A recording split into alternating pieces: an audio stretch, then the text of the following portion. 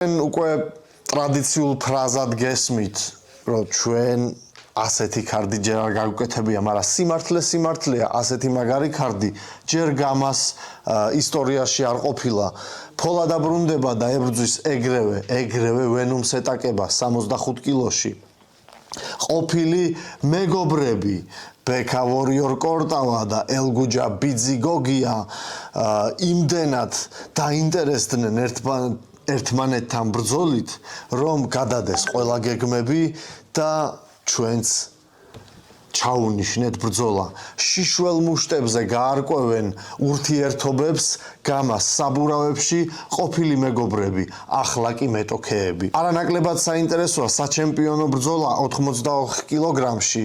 ბადო გოგიჩაშვილი შეეცდება რომ დაიცვას ქამარი თურქული შემოტევისგან. აჰმედჯან ჰოჟგორი ემუქრება მას მის წაუგებელ სერიას, სხვათა შორის აჰმედჯანსაც ჯერ არ უგემია წაგება, წაუგებელი სერიით მოდის, სულ ნოკაუტებით, ამიტომ ძალიან საინტერესო იქნება გარკვეულ დონეზე, ასე ვთქვათ, საქართველოს თურქეთის შეტაკებაც არის ეს. ჩემთვის ძალიან საინტერესო ბრძოლა იქნება და მე პირადად დიდი მოლოდინი მაქვს და დიდი ინტრიგაა ჩემთვის თუ ვინ მოიგებს ამ ბრძოლას. და რა თქმა უნდა, ძალიან საინტერესოა, გააგზელებს თუ არა თავების შეგროვებას ნიკა კრეიზი ბოკელავაძე.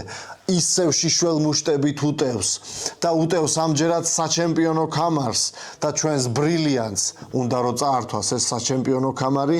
სლავა მიიღო კრეიზის გამოწვევა, შიშველ მუშტებზე შედგება ეს 5 რაუნდიანი ბრძოლა 93 კილოგრამში და ვაუ, ძალიან მაგარი კარდია. თავს არ მოგაბეზრებთ სხვა ბრძოლები.